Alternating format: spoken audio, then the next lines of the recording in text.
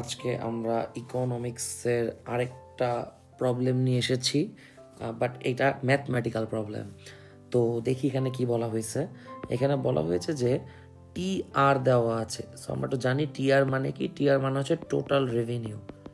ওকে, total revenue, বা আমরা যারা নন বিজনেস তারা ইজি ওয়েতে যদি বুঝতে চাই তার মানে হচ্ছে যে টোটাল প্রফিট চিন্তা করতে পারি, ঠিক আছে। ইকুয়ালস টু 50Q, এই যেখানে কিউ লিখেছে, কিউ বলতে আসলে বোঝায় কোয়ান্টিটি, মাইনাস কিউ স্কোয়ার, মানে একটা ফাংশন দেওয়া আছে। এখন আমাকে মানে যেটা চাওয়া হয়েছে প্রশ্ন, সেটা হচ্ছে ম্যাক্সিমাম প্রফিটের জন্য আউটপুটটা কত হবে। মানে মূল কথা হচ্ছে আমাকে হচ্ছে কিউ এর মানটা বের করতে হবে। ওকে, কিউ এর মানটা কত হইলে প্রফিটটা ম্যাক্সিমাম হবে। তো নন বিজনেস ব্যাকগ্রাউন্ডের যারা, মানে মূলত সায়েন্সের যারা, তাদের জন্য এই ম্যাথটা খুবই সহজ, কারণ এইখানে আমাদের ক্যালকুলাস করতে হবে বা অন্তরীকরণ করতে হবে। তো আমরা ক্যালকুলাস কেন করব সেটা আগে বলি। এই ম্যাক্সিমাম প্রফিট বের করার জন্য মূলত আমাদের টোটাল রেভিনিউ না, আমাদের মার্জিনাল রেভিনিউ প্রয়োজন।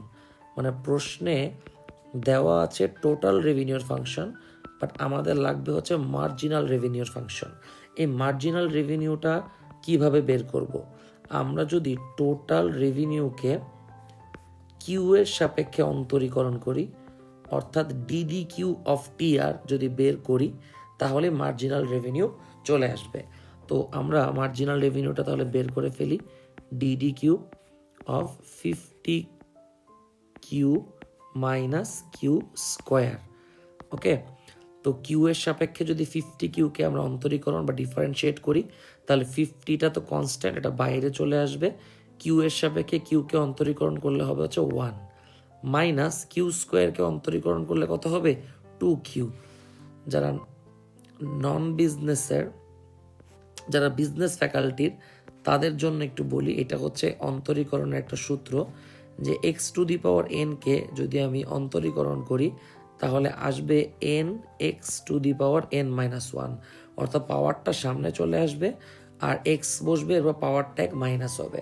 একইভাবে কিউ স্কোয়ারে টুটা সামনে চলে আসলো, কিউ বসলো, উপরে 2 - 1, 2 - 1 মানে তো 1, তো এটা লেখার দরকার নেই।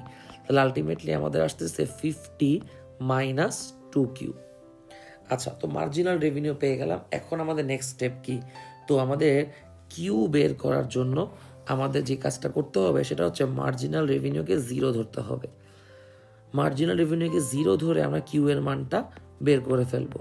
তাহলে 2Q ইকুয়ালস টু হচ্ছে 50, তাহলে কিউ হচ্ছে কত 50/2 25। তাহলে এটা হচ্ছে আমাদের অ্যান্সার 25। আশা করি সবাই বুঝতে পেরেছেন।